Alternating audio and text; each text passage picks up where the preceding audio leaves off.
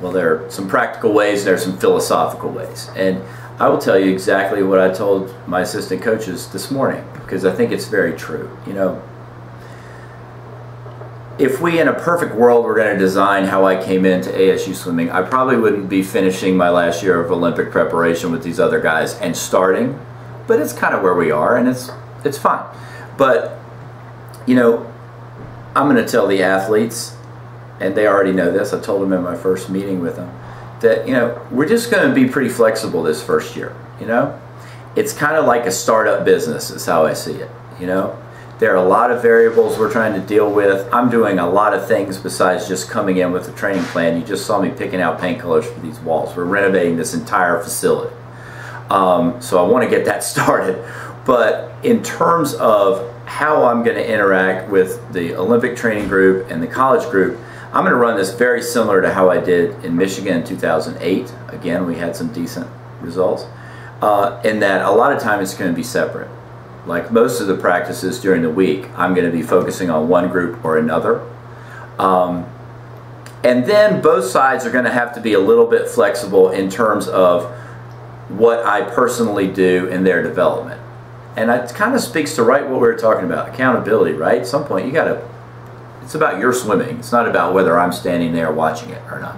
So, you know, the college team is going to have to understand that if I go to a Grand Prix meet and I'm not here for practice a couple days, that's something that is going to be part of the equation for this next year. It's not going to be part of the equation next, you know, after that. But during this preparation, it is. The post-grads are going to have to understand that if I'm going to the Pac-12 men and women and NC2A men and women, that I'm really not going to be around too much, and it's okay for them to go to Colorado Springs with the coach that I choose and have a training camp for a month, and I won't be there. And they're clear on that. So it's basically back to flexibility. I have to be a little bit creative with my time and how I put it together, and quite frankly, I'm going to make a huge time investment on the deck, which would be very interesting in the heat here, but you know. And that's how I'm going to approach it, is that both sides have to give a little bit. But both sides will actually, in the end, get what they want and need, and I think it'll work pretty well. It certainly did when we did it in Michigan.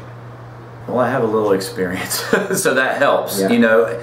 And I really have the thing that I have with most of these guys, almost all of the ones, they've been with me for a very long time.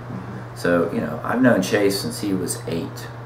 So we have we sort of know how each other ticks, and we know which works and we know what doesn't, and we've kind of been through the good, the bad, the ugly. Same with Michael, Allison, you know, all of those people.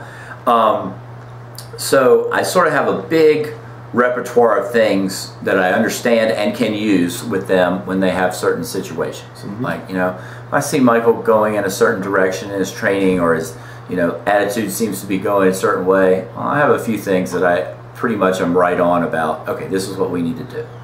Same with Allison. There are always surprises, you know, but I do think that as a coach, that's why I'm here, and I'm pretty in tune with it, and I also have a big support staff that, you know, are going to kind of help us do that as well. They're going to be more independent, which is good. They're going to have to take a little bit more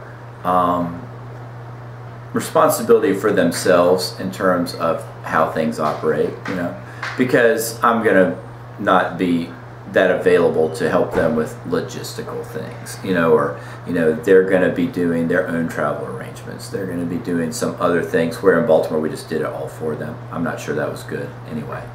But I think that's the biggest change. They'll have to be a little more self-sufficient.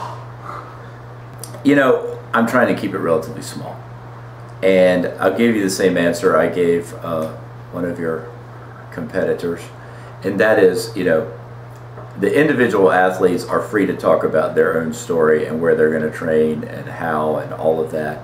I'm not going to approach that in this setting. You know, it's like, you know, Michael, Allison, Chase have kind of confirmed to people that they're going to do that. And when other athletes do that, they're certainly welcome to do it. There will be a group that will have a decent size. You know, I've been working with some Turkish athletes. They'll be part of it, a few of them, very small number, 3 or 4.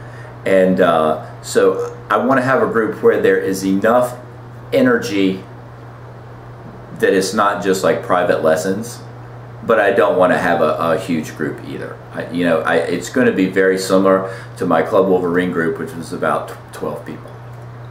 So.